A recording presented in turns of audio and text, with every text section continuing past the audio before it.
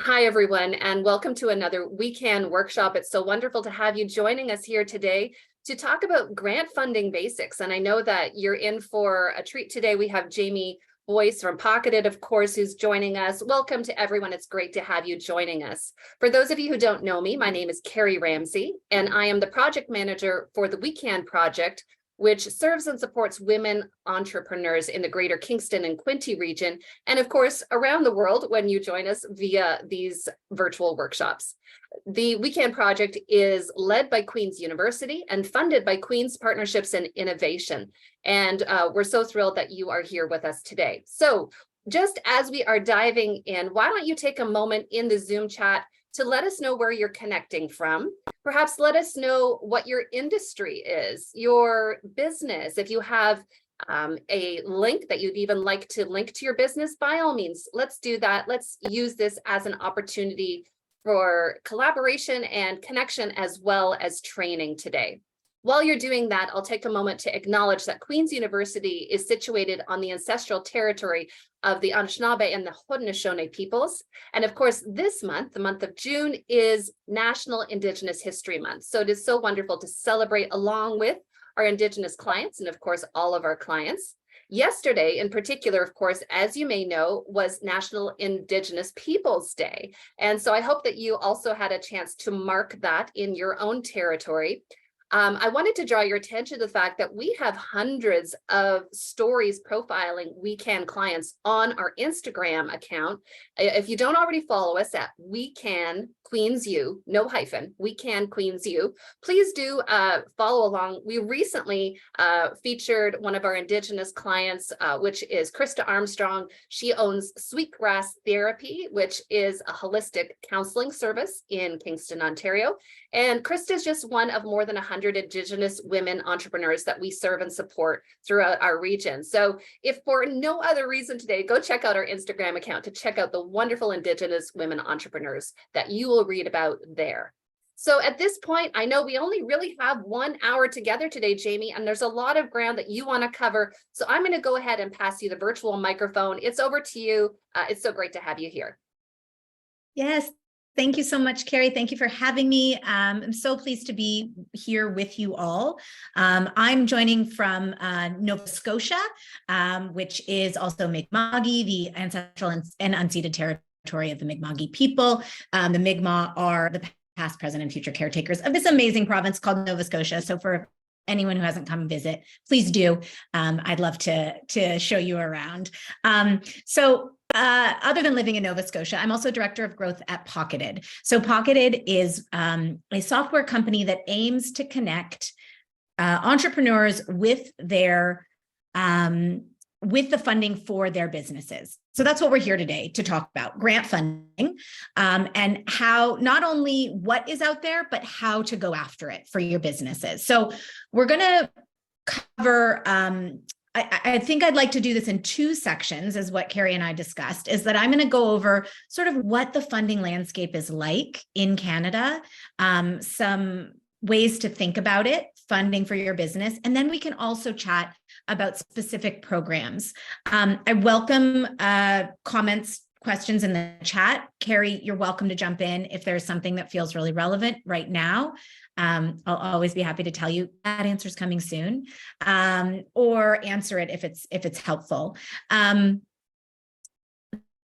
So I think, but before I start, I would just love to see even just a simple like yes or no in the chat. Has anyone ever secured a grant for their business? So if you have the name of the grant, if you know it, if you're totally unfamiliar to grant funding, that would be helpful to hear too. And I'm just quickly looking at some of the chats. Seeing folks from Ontario, seeing folks from Quebec. Location does affect your grant eligibility, so we'll get into that.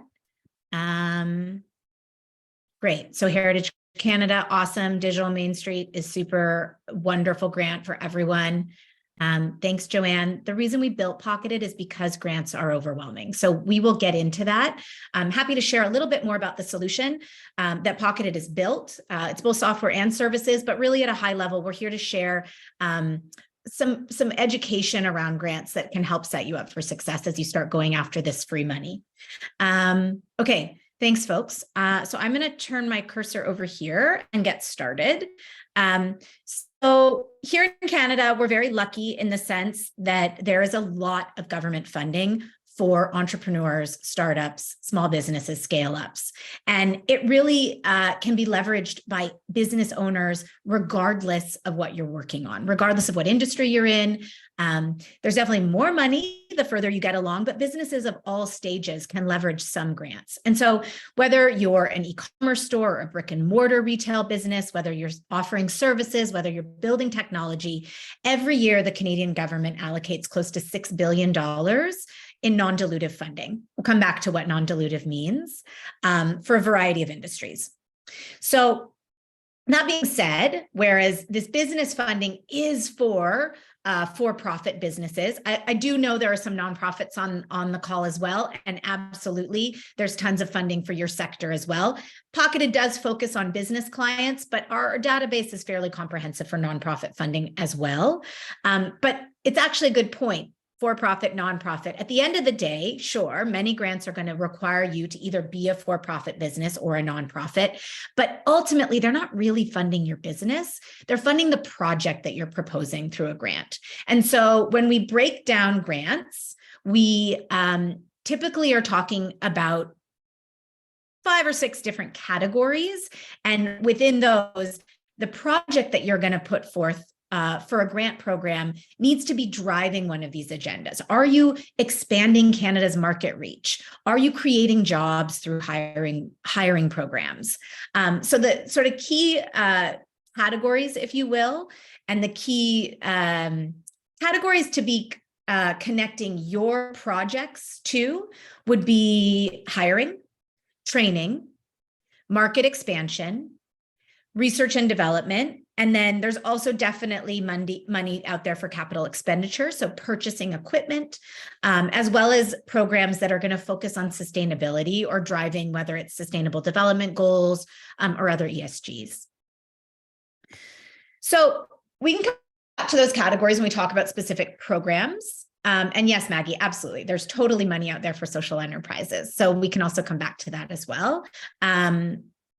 I think the key difference, though, maybe it's helpful to say now, when we're thinking about business funding, the government isn't making these investments in your business because they want to drive economic prosperity, whether that's creating jobs, expanding market reach, building technology that's going to make Canada more innovative and competitive. Whereas on the social impact side or on the nonprofit funding, these grant programs are largely to drive more of our social impact metrics. So inclusion, all of the different social determinants of health. So that is an interesting, I have a lot of clients, in fact, who are counseling centers. And so they both want business funding to drive their marketing and their hiring objectives, but then sometimes they're going to partner with academia or nonprofits because they also want to maybe do a mental health research project. So we can dive into those types of details, but definitely money across the board for organizations. But it's really important to be mindful about why the government wants to give you this money, right? At the end of the day, is it because you're creating a job, or is it because you're doing an early mental health intervention for youth? And that's going to help us identify which programs are best. So let's pull it back for a second and just chat for a minute about why we even care about grants, right? So they're very, very powerful. Now, they're not easy. Joanne already mentioned they're overwhelming. They can be time consuming. So we do, I don't know if you noticed on that first title side, we say it's free money. So you can get this money for free, but you are going to have to spend your time writing the grant, doing the grant report. But the thing that is so powerful about grants is that they're non-dilutive. So they don't dilute your ownership of your business. This is money that you can get without having to give away shares or stakes to an investor or angels or family members or business partners. So it means that whatever you're building, you get to hold on to when you're funding activities through grants. For the most part, grants are non-repayable. That's a word you'll see a lot in Pocketed's database when we're describing grants. Now, the government does give loans. These tend to be for bigger scale-up activities, but and those loans are quite attractive at typically 0% interest. So happy to chat about those. There's even some microloans for early stage female entrepreneurs. But for the most part, we're focusing on grants because they don't have to be paid back. Now, you do need to meet the milestones of the project that you propose, but it is money that you can use without having to return. And you really are in the driver's seat, right? If you think that hiring 5 students to create a massive sales and marketing push for your business is going to help drive the needle, the government very much wants to invest in those roles for you. So you figuring out what your business needs and then tying it to the government's objective through the right grant program means that you really can get money, hopefully, for what you need when you need it. So you already heard me mention that the more established you get, the more money will be available to you. And there's some situational analysis that I'll share in some slides in just a minute. At a high level, grants for startups are not the easiest thing to come by. And so when we think about our risk-averse government, they want to pour gasoline on a fire that's already burning. So they want to see some traction. They want to see you having 1 employee or meeting a certain revenue threshold. They typically like to see you be incorporated, maybe even for a period of 1 or 2 years. That being said, there are many grants, particularly hiring grants, where you don't even have to be incorporated. You don't have to have existing employees. So there really is money out there for folks at any stage, but you know that you're really ready to like put the gas on grant strategy when you meet these 3 criteria, if you will. You're incorporated, you have some cash flow. I'll come back to that in just a second. And you either have or are ready to have payrolled employees. Folks will put on payroll that there'll be T4 employees where you as the employer are contributing to the Canada Pension Plan, to EI benefits. And so when we think about the fact that grants are tax funded, the government very much wants to be replenishing that tax base. And so we do see it with hiring grants in particular. They're not usually for contractors. They're going to be for payrolled employees. And so we can also come back to that. When it comes to the middle criteria, access to capital, the hard truth about grants is that they almost never give you money upfront. So you do have to have the cash flow to fund an activity and then be reimbursed. Now, this could be the $2,400 for the Canadian Digital Adoption Stream 1, that Digital Main Street grant that was mentioned. But again, that money is largely issued as a reimbursement. So you need to have that $2,400 in order to get the $2,400. And obviously this becomes a bigger concern when you're going after $100,000, $250,000 grants. And happy to share more about timelines on this, but at a high level, I would say the most powerful grants for early stage and growing businesses are definitely hiring grants. And typically you are going to need to contribute to wages for 8 to 12 weeks before you're going to see any reimbursement from a funder. I can take a quick breath there. Anybody have any burning questions? Welcome to put them in the chat as always. So I sort of already mentioned this slide. As you grow, your grant opportunities will grow. So definitely the ways that we need to be, when we think I want grant money, we need to immediately flip our thinking into, am I hiring? Am I expanding my reach? Am I investing in a new product line? Am I digitizing a legacy process that was, formerly more manual? These are things that the government wants to invest in. Definitely, there are certain priority industries where we're seeing big investments at the federal level and the provincial level in most places. And there's also a lot of focus on sustainability right now. Jamie, Maggie's just asked a question about, just to clarify that then grants really are for more established businesses versus startups, correct? Yeah, I would say if you are like, I'm an entrepreneur, I have a big vision and I have a business plan, but I have nothing to show for it yet. The government doesn't see a lot of traction. So it's not like they're going to say, great, here's $100,000 to go build your business. They will say, here's 50 grand to go expand your business into the United States once you've made $100,000 in that business. But I definitely don't want to deter startup folks from a sense that there's no money out there. In Ontario, there's some $5,000 programs that will make investments in early stage businesses. There's micro loans, and there's hiring grants. So whether it's a young person, a student, a new grad, someone through academia, there's lots of money out there to create jobs. And this is where we see most early stage businesses engage with grants. So every day I lead Pocketed's consulting practice. So I help a lot of companies develop funding roadmaps and connect with grant writers to get those grants done. And almost every time I meet with a new client, they say, I need money for marketing. And good news is in Ontario, there's actually cash out there for marketing. So we can talk about that program. But the most common scenario, regardless of where you are, is that there's not usually just money to say, go buy Facebook ads or engage a consultant for, a website rebuild. What there is always money for, every 12 weeks, new intakes for hiring grants where you can hire a marketer. So I'm always saying there's not a lot of money for marketing, but there's always money for a marketer. And let's be honest, right? I used to run a digital agency. As an entrepreneur, you can't do everything, especially as you're growing your business. And that is often, a big maturation of your business. Once you realize, like, I can't hold all of this myself, it's time to bring in help. And so subsidized help in the form of student interns, new grad hires, very powerful funding that's going to be opening up this fall to the tune of $100,000. No, excuse me, 100% wage subsidy for $25,000 to hire a new grad 30 and under in a digital role. So again, we can come back to those when we talk about programs, but there's definitely money to help move the needle with human capital. To be honest, I don't quite know what this slide is. Hey, we're Pocketed. We'll tell you more about us in a minute. Yeah, we can come back to this at the end. So here's some examples, and this is probably a good segue. And yes, Karen, it is DS for Y. So the program I was just mentioning is called Digital Skills for Youth. It's 100% wage subsidy.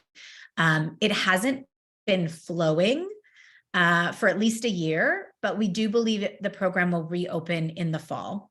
New delivery agents are being chosen.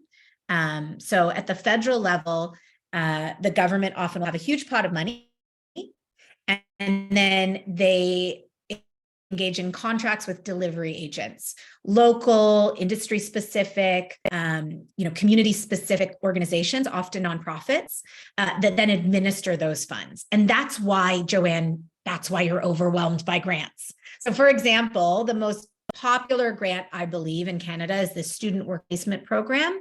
This is what helps subsidize undergrads, master's students, PhDs, anyone who's engaged still in Canadian post-secondary education. You can every 4 months get $5,000 or $7,000 for one of those hires. Now, it's a giant pot of money at the federal level. There are sometimes 22 different active delivery agents, and each actually define student differently. So they also have different requirements about the type of work term that you can engage a student in. And so that's where having a tool like Pocketed, working with a grant consultant, coming to these webinars is a really powerful learning opportunity, because it gets really confusing. And you think you're looking at a bunch of different programs, but at the end of the day, it's all the same money. And yet you're only eligible for some of the delivery agents. So always happy to help you navigate that. So same situation with Digital Skills for Youth. They are in the process of picking new delivery agents that closed in March. And so we're hoping to see that program reopening any day, but definitely by the fall of this year. And that is, again, 100% wage subsidy. So you can get 6 months of wages for a higher 30 and under covered. But again, you do have to have the cash flow to cover those wages until a reimbursement comes through, usually after about 13 weeks. Happy to come back to your question, Joanne. I would not say, Leah, that you have to have more than $100,000 in declared revenue to get funding, but I would say that there are different programs that will open up as you hit different revenue thresholds. So 30 grand is one, 100 grand is one, 500 grand is another. Lots of grants will close to folks who make over $10 million. Again, this is not profit, right? So there's lots of businesses out there, and maybe yours is one of them, where you're making money, but you're not yet profitable. So these are revenue thresholds declared to the CRA. So at the end of the day, you might still, not feel like your business is yet quite sustainable, but you're bringing in enough cash that the government is ready to help you defray some of your costs. Okay. So we've got a quick situational analysis, if it's helpful, for early stage pre-revenue companies. So this will also help answer some of the questions.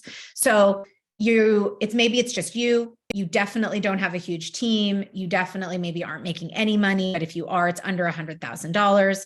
This is where we see hiring funding relevant, research and development funding, marketing incentives as well. So lots of different hiring subsidies out there. When we talk about hires, there's generally money if someone is a student of any age, youth, 30 and under, a newcomer to Canada, so someone who's achieved PR or citizenship in the last 5 years, someone who has an active EI claim, so unemployed candidates are usually eligible for provincial subsidies, and then also academic hires. So lots of money out there through an organization called MyTax to drive business strategy projects, research projects, product development projects, and all of that funding, where 2/3 of a hire's wages would come from MyTax and 1/3 would come from you, also include an academic advisor. So those are really great programs out there if you are needing the support of a research institution. When it comes to R&D, there's a really powerful tax credit called SHRED, as well as the Industrial Research Assistance Program, IRAP. So when we talk about R&D, this is largely for technology companies. Are you building something that is novel and innovative and has, industry transforming power? It doesn't have to be the next Uber. For example, Pocketed claims both SHRED and IRAP with our grants database and our unique intelligent matching algorithm. It can be research-based. It doesn't necessarily have to be product-based, your innovation. Happy to share more information. We also regularly host webinars at Pocketed on SHRED, which is the Scientific Research and Experimental Development Tax Credit, as well as IRAP. But at a high level, if you believe you're building technology, you should be chatting with these funders for sure. And then somebody already mentioned Digital Main Street. That's one of the delivery agents for the CDAP program, the Canadian Digital Adoption Program. As long as you either have one employee or $30,000 in declared revenue, there's an easy peasy $2,400 grant out there that can help with marketing and digitization costs. The other thing we love to talk about at Pocketed, and our database is inclusive of, are competitions, which are really powerful for early stage companies. If you have an awesome story, corporate funders want to hear about it. So for example, the TELUS Stand with Owners grant just reopened. It will be open till September. And that awards between $25,000 and $125,000 to small businesses. Other examples are the Desjardins Good Spark grant. That's like 20 or 25 grand that went to like 150 recipients this year. That's an annual one. All of the credit cards do them. Most of the banks do one.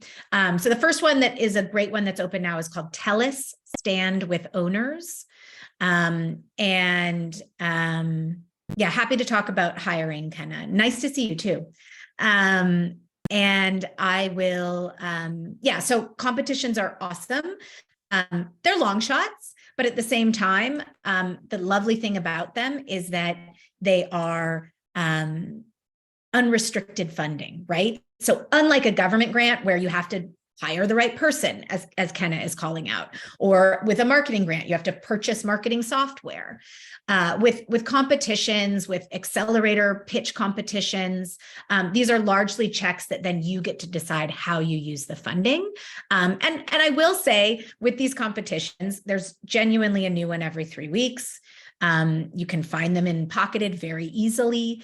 And when you write one, you kind of you've written them all. Sure, you might need to tweak your answers, but you absolutely can use this compelling boilerplate about your story to spread the word to multiple applications. That is totally something that Pocketed helps with. We offer grant review services if you want to write your own draft, or right now we're writing, for example, the TELUS competition for a June discount, $500 up front, and you'll get that professionally written copy about your business. So as you grow, I've already mentioned this, more opportunities are going to emerge. And yes, definitely, we will share more information in terms of links about these. The main thing I would say is that hiring always is going to be powerful as you grow, as is more opportunities with R&D, and also in more industries beyond just tech when it comes to like large scale, not just like technology development, but also product development, process development. Part of the reason that not all of these grants have like fast track to financing, it's through Natural Products Canada, the super clusters, like they don't all necessarily have revenue requirements, but what they do have is a matching contribution requirement. So that's where we come back to this need for cash flow. You can get $250,000 from Natural Products Canada to develop a biologically based product, but you also, to get 250 grand, you need to have 250 grand. Now, that doesn't have to come from sales. That could come from venture capital. That could come from a loan you get from the bank. That could come from your consulting business that is now feeding into your startup. There's lots of ways to, lots of sources that matching funding can come from. But obviously, I just want to be mindful that as the bigger the grant reward is, likely the bigger the investment that you, the business, will also need to make in the project. There's always training money out there to the tune of $10,000 per employee. In Ontario, they don't allow owners of the business to leverage this grant, but if you are incorporated in any other provinces, some of them will give up to $10,000 for an owner in a company as well to pursue training that's needed for the business. Can Export's a really powerful program. I'll come back to that one. It's one of my example slides, but this is for market expansion. This is, again, once you hit $100,000 revenue threshold. And obviously, tax credits, both for hiring, for capital expenditure, for certain green initiatives. The more you're spending in these areas, the more the government will be willing to give you back some of that money. Okay, so I'll take a pause there just for a second and welcome any questions. I know it's a lot, folks, so feel free to take a breath just like me and let me know if anyone wants to ask something just sort of about high level how grants are working in Canada. And I'm going to just, while you're thinking of questions and we are monitoring the Zoom chat, I'm going to put my email address, which you actually all have because you got the link from me today for the workshop. But in our weekly newsletter that we put out every Monday, a lot of these grants that Jamie has already mentioned are in our weekly newsletter that comes out every Monday. And so we only put things in there where we're accepting applications. So if you're looking for another funnel, and I know Jamie's business is another way to do that, but if you're not already on the list, you need to get on our email list because, and others will tell you that I think it was $14 million in grants so far that our clients have received, and mostly through links in that newsletter. So it's a highly valuable resource. Any questions before Jamie goes on? Jamie, I'm not seeing any in the chat. No, and it's also saying my internet's not great. Are you guys able to hear me? Yep, we can hear. Great. So maybe I'm going to just make 3 comments before I move on. Joanne has a question here. She says she's always trying to specify her industry. She offers career coaching, corporate facilitation, and I know that on those grants, it always asks for your category of industry. She's wondering if she should put other, or would that be seen as more business services, or what would you think, Jamie?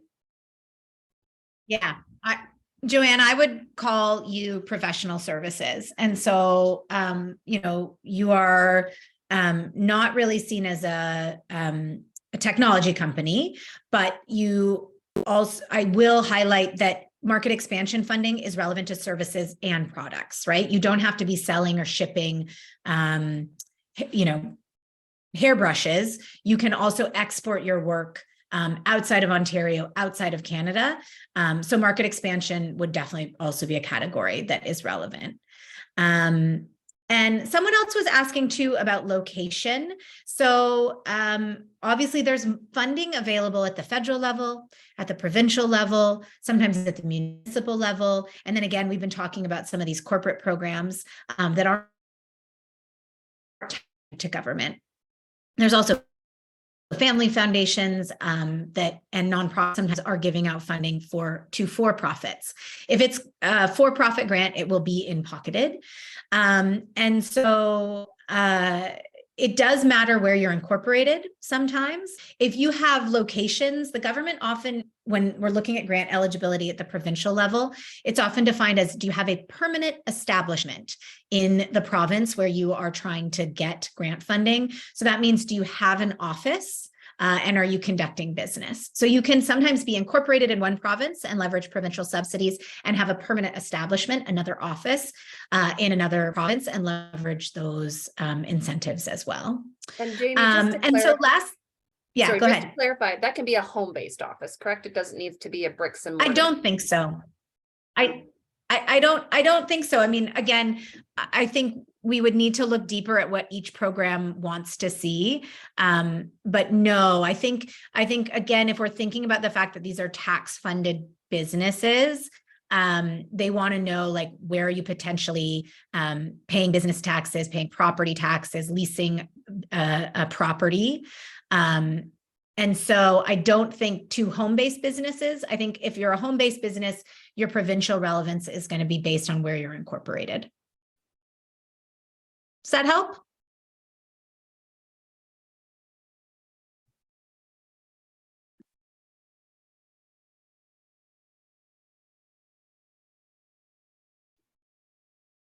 Great. I think that's good, Joanne, for now. Or Jamie, I keep saying Yes. Joanne. I see Joanne's name there. Yeah, absolutely. So lastly, and maybe I'll just flip back to some of the slides that we missed before. So it sounds like the We Can newsletter is awesome, and you guys absolutely should be checking in on the grants that are listed in that newsletter. I will say that the thing about funding is that it's not an on-demand solution, right? Programs are always opening, they're closing, they're filling up. You're maybe not ready to do the activity that a grant demands. And so it's very important to not, if and when you're ready to really lean into grants, to not just be considering the programs that are open now, but actually building out a strategy. So it's awesome to keep an ear to the ground about open grants. I will say that the pocketed database includes any grant that we believe will reopen, but we list it even when it's closed because we want folks to start planning. And so the way that Pocketed works at a high level is that you sign up for an account, you share a business profile, and that intelligently matches you to your business opportunities, to your funding opportunities. There are thousands and thousands of programs in our database, but your grant list is just going to reflect the few hundred that are relevant to you. And then we have really powerful filters that help you hone in on the programs that can support the projects that you're looking for funding for. So you make an account, you get your grant list. Then there's a couple of software tools that can either help you automate the grant writing process, or you can come to me and hire a grant writer. And that's sort of at a high level. When we talk about grants, it's really about discovery, strategy, and then execution, the grant writing piece. And so our software is totally available to help you discover opportunities and strategically figure out which to go after and when. We are offering some discount codes, so if people do want to check it out, but we always do a free 14-day trial. So I do encourage you to create a profile, see what's in there, check out our different service offerings, and we're super, super happy to have you start learning about your funding as soon as you can. Okay, I'm going to move on. And maybe this is a bit redundant, so we can we can flip through these, but definitely the CDAP Stream 1, whether you're calling it Digital Main Street, CDAP, it's offered through the Toronto, there's a Kingston delivery agent, Toronto Business Improvement District. So again, a couple different delivery agents, but there's likely $2,400 in cash out there, as well as the support of a digital advisor who can help your digital presence. So that's a really great one for all startups. No reason not to get it. It's nothing there will require a grant writer. I've already mentioned student hiring grants. I do have a bit of a bias. I worked for a funder for many years building one of these student work placement programs, but I have to say they're powerful. Young people, they're digital natives, they're savvy. Those that have the initiative to sign up for one of these programs are likely going to be able to help your business. They're ambitious, they're resourceful, they work remotely. So you're looking at a talent pool across Canada. So, and they definitely can move the dial on marketing projects, sales projects, development projects, research projects. We've seen HR interns write policy handbooks for new companies. And so, yes, we really love hiring grants. Students are just one category of candidate. I will say, back to Kenna's comment, hiring is definitely finding the candidate for a hiring grant is definitely the biggest hiccup for most folks. If you can design a role that's remote, many of the student work placement program funders will have talent pools. Connecting with your local post-secondaries is really a great idea. But I would say, in order to get grant funding, and let's be honest, like in a single year pocketed, well, more like 18 months, we leveraged over $500,000 in wage subsidies, right? We had a totally grant funded team. And so the thing there, though, is you have to have a talent pipeline. You do need to be keeping resumes on file, reviewing the resumes that are available through the funders and or connecting with employment offices, Indeed, co-op offices, et cetera. So I mentioned I'd come back to CanExport. This is an example that we use because it's industry agnostic. This is a program that many businesses leverage every year. There's a couple different streams, but the SME stream is, again, for folks who are ready to expand their businesses outside of Canada. So whether you're a services business like Joanne, or you're like Kenna and you're selling jewelry, if you're ready to do that outside of Canada, it doesn't just have to be in the United States, but any of the other 180 markets in the world, this grant will reimburse 50% of costs to do that market expansion work, up to $50,000 per application. You can actually claim up to $100,000 per year for this program. And that's going to cover things like trade shows, travel, literally your hotels and your food when you go to Paris for the trade show will be covered at 50%. Also legal fees, consulting fees, SEO in those new markets. So it's sort of seen as both a travel and a marketing grant. It's very powerful. And it is a first come, first serve one. So you get your results relatively quickly. And as long as you have a compelling application and you meet these revenue thresholds, it's likely you'll get some funding, at least from the program. It did just close for this year on Monday. We think it's technically on an administrative pause, but we do think it could open again in the fall or definitely in early 2024. So now I have some grant writing tips. And so kind of that is the travel one is CanExport SMEs, and that does require via a CRA declaration, at least $100,000 in revenue. Great. So some of these things we've covered, but if it's helpful, we have a couple different tips. So the first is grants fund projects. I think we already talked about this, but when we're talking about projects, for example, for digital skills for youth, you don't have to be a fully digital company or a technology company, as long as the project that you're proposing for that grant, the project being the job description for the hire you want to bring on, has a significant digital component. So it's really important when you are thinking about what you want to propose to a funder that you're clear on why they want to give you this money and you're putting forth a project that reflects that.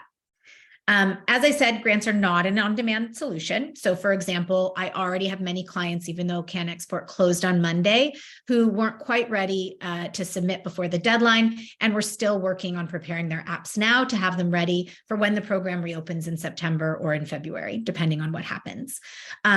You know, Can Export's a great example. It opened this year and they said, we'll have this money until September. And then we heard last week that it was closing 3 months early because the demand was so great.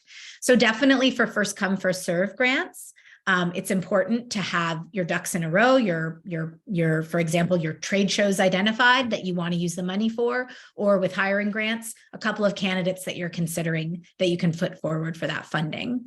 And so because of the various myriad cycles of different grants, there's not really one cycle. It's really important to be planning ahead and keeping your eye on programs. There's also many programs that maybe aren't first come, first serve, but they'll literally open to applications for 2 weeks. And so it's important, again, if you're developing your knowledge of a specific funder or specific program, to be planning ahead. So this is maybe a great question too. And I sort of gave the example with digital skills for youth, like don't limit yourself is the point here. You might be opting out of even the CDAP grant. Like you don't have to be an e-commerce platform. You have to have a customer facing component to your business to leverage CDAP.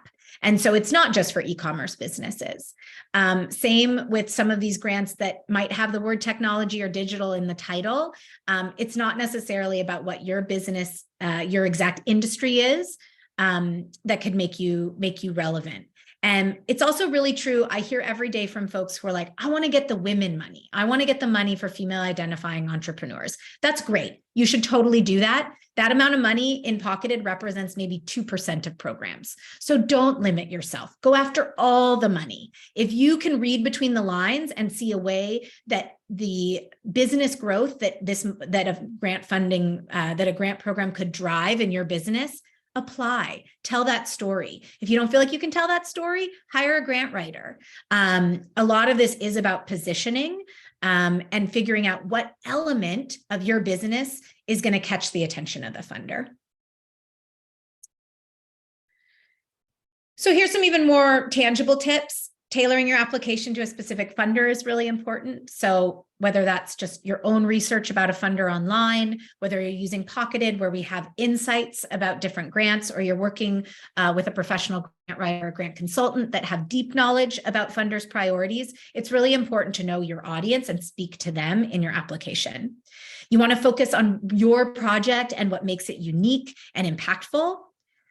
It's also a really good idea to be mirroring the language in an application guide. So almost every grant program has their website, but then you got to click through to the embedded PDF that's usually 20 to 30 pages long. And it is a very good idea to read those or make sure your grant writer is reading those. I can promise if it's a Pocketed grant writer, they're reading those, right? The point is we need to understand our audience and we need to understand their objectives, their point of view. And literally we see a ton of success in grants when you mirror the language that the funder is using in your own application. Building relationships is key. So this is particularly important as you start going after bigger and bigger grants. And this is definitely something that we're advising our consulting clients on all the time. I can develop a funding roadmap, I can write a grant, I can report on a grant, but all of the funders, I can't really build the relationship with a funder for you. All of the funders do want to have a firsthand relationship with your business, right? They're investing in your business. They want to know you, they want to know what you're building, and they want a piece of your success, right? Because the more that they are funding successful, again, impactful projects, the more they're going to keep the more they're going to be successful in their job and the more they're going to keep wanting to see how they can support you. So if there's a funder that's very aligned with your work, ask for a meeting, do a get to know you. If you do a news blast, include them on it. If you do an investor update, include them on it. At the end of the day, I do feel that for the most part in Canada, we are fair and our grant process is objective, but at the same time, getting the insights needed to drive a successful application are often only gleaned through relationships. And again, plan ahead, start early. All of the pocketed subscriptions, whether it's just our software plan or our plan that includes software and fractional grant consultant, require a 12-month commitment. Grants are not quick. You need at least a few weeks to start planning your roadmap. You need usually a few months before you're going to see any money awarded, and then usually another month or two before you're going to see that money in your bank. So again, while grants might be free, they are time consuming, and they do require foresight and strategy in advance. So I think I'll also take a breath there. Here's just a couple of testimonials from folks that are using Pocketed. So this is a software client. She really appreciates how Pocketed is like her one go-to source to find grant opportunities. You can also set up alerts in the platform. So anytime a program opens, closes, there's a change to the entry in the database, you get a notification. So this helps you be the first to know, for example, that Can Export is closing in 3 days or whatever. I actually love this testimonial. This is a lovely woman named Abby, who's one of my concierge clients. And she's really interesting in that she's a services business like Joanne. She runs a counseling company. She also does a lot of online courses around restorative justice. And she's identified $190,000 in I guess it says her first 6 months. I'm trying to think if that's true. And I guess it is, you know, again, that money didn't all land in her bank account at the same time. But she did secure a lot of money by adding new folks to her team, by winning corporate competition, and among other programs. So yeah, I would say that. And the other thing, I guess the reason I was going to say I love this testimonial is that Abby also doesn't spend a lot on grant writing. So she did purchase our consulting plan where I advise her on opportunities, but she's written almost all of her grants herself. So I'm going to pause there and maybe even stop screen sharing. Maybe I'll get to see some awesome faces if people want to say hi. You tell me, Carrie. I think we've still got 15 minutes. And so yeah. I know that is, again, a big deluge. Yeah, and I think that folks are probably interested. I mean, there's a lot of great opportunities. We've sent them in a lot of different directions. And I know that you mentioned that there is obviously a trial that people can try out Pocketed. There's also, are you going to give them a code today? Is that yeah, I can put it in the chat here. Just in case somebody has to drop off the call, we want to make sure. Yeah, and we can send it around as well. I can send it to you, Carrie. Okay. But we'll set this up. And what this will get you is if you do want to purchase software, you can enter this code to get 50%. Sorry, sure, I'll do 50%. I was going to say 40, but I'll change that after the thing. 50% off a basic or a plus plan. So these are totally self-serve software options. But again, they create a customized grant list for you with powerful filters, application automation tools, hiring resources. And then it also, those software only plans will give you discounts on services. Then there's also a plan that includes all the software, but then access to a fractional grant consultant. So that's me, that's Carly, who's on the team. We're supported by Camille, who's on the team. They're both in the webinar, so I'm mentioning those folks. But essentially, if you're ready for a fractional grant consultant, if you want to do biannual strategy sessions with Carly or me, as well as get proactive reminders, in a nutshell, if you want us looking for the grants for you, that's concierge. And you're well aligned for that plan, which is about $1,600 for the year. We're offering 25% off right now. So $1,200 for the year. Again, unlimited consulting, as well as discounts on grant writing. You're really ready for that. Again, if you are doing a push on payroll hires and you have the cash flow to support the other grants, like you're going to go after a Can Export and you've got the $50,000 that you need for your contribution. Yeah, and when you're using this word fractional, I just want to highlight that because as there's a lot of solopreneurs on the call, and I know where you're thinking like, I don't have time. I wish I had more time, you know, and that's always the issue, right? But when you expand your team, you don't have to hire someone as an employee on your team in order to expand your team. A fractional, in this case, grant writer, means that they work for you kind of on the side, right? And again, I'm not sponsoring or promoting necessarily, although obviously we've invited you to speak, Jamie. But I mean, the idea is whether that's that digital person who does your marketing, or that's someone who does your bookkeeping, or someone who helps you with your grant writing, you know, at a certain point, you have to say, I cannot do this all on my own. If I actually want to build a business, what are some resources that I can bring onto my team in a fractional sense to help me to grow that? And so I think that there's some great opportunities here to try out Pocketed at least for a couple of weeks for free, it sounds like, and then at the very generous offer of 50% off. So that's something that to consider if you're at that stage. And I just want you to feel as a solopreneur that you're not failing because you can't do this all on your own. You Yeah. actually can't. So that's just like the news alert for the day, right? You just can't do it all. And so if you're feeling there must be something wrong with me, if there's not, it's just you're perhaps ready to grow. And this is one way.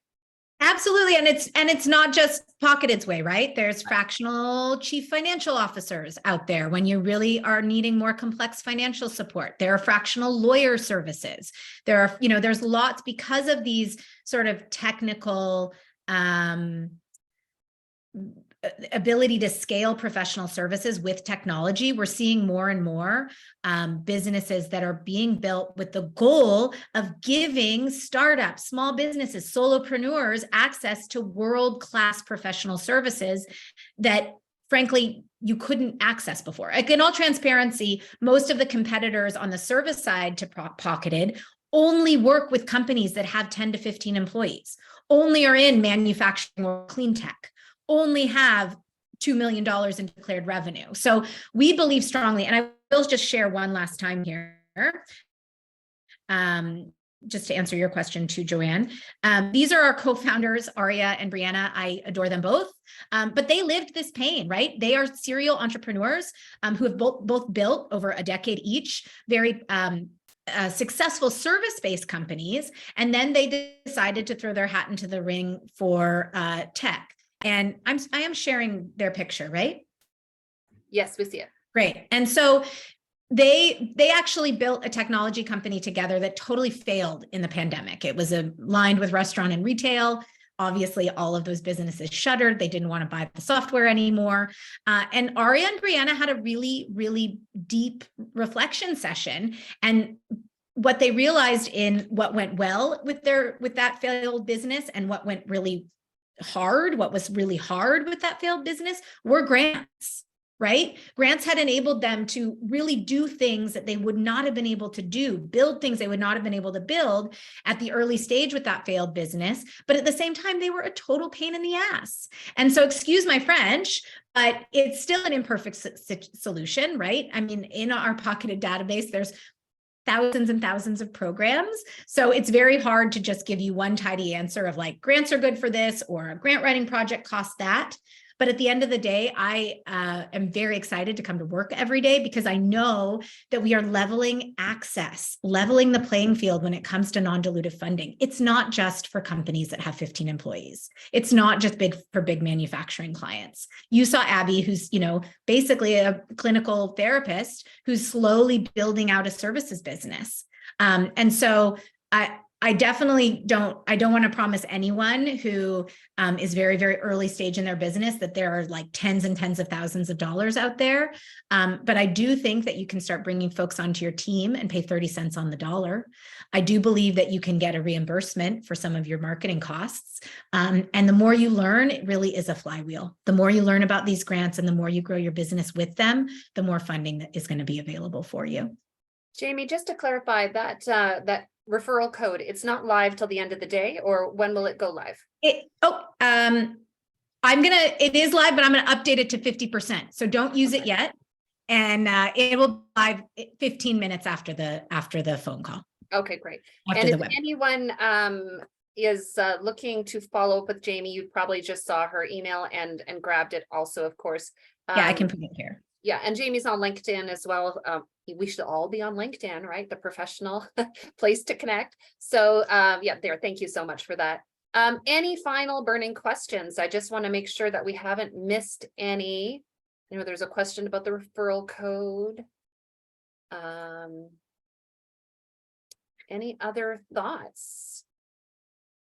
I'll also jump in again. I can't say enough, like plan early. So the fact that you're here, like I want everyone to give yourselves a gold star, because increasingly so concierge is the plan when folks are really ready to hire that fractional grant consultant. The vast majority, I'm seeing a ton of conversion lately where people are upgrading to that plan, and they've been hanging around Pocketed for 18 months, 24 months, just slowly keeping an eye on their opportunities, growing their businesses in the background. So we're not going anywhere. In fact, we're rapidly expanding our services team. You also don't need the consultant. If there is a grant that you find that is so perfect for your business, but it's a heavier lift than you can write on your own, you can totally just hire a grant writer. That's fine. So you access the whole team through that email, hello@hellopocketed.io.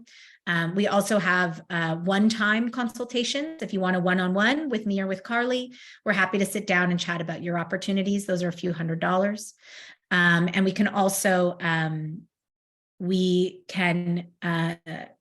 give a discount on that consulting time as well. I'll have to share that one with you, Carrie. Sure thing. All right, so I don't see any other questions. As we've seen in the chat, people are like, oh, that's a lot. I'm going to digest it. I'd suggest that maybe go check out the Pocketed website, do a little bit of digging. If there is one thing to remember from today that Jamie said, go after all the money. Okay, so one thing that I find with women is that they're like, oh, someone else needs it more than me. Oh, maybe maybe I don't qualify, right? No. Go after the money, because there's always money that's left on the table that nobody claims. I guarantee it's like scholarships, right? So digest it. And certainly if you're not already following or subscribing to the weekly newsletter, do that. If Jamie has any pertinent updates and that sort of thing as well, Jamie, obviously let me know and we can get that information out to our community. All right, so I think we'll wrap up there for today. Thank you to Jamie. Thank you so much also to Sue for providing our ASL services. Wonderful to have you all on the call today. Good luck and go get all the money. Thanks, so take care. Bye-bye.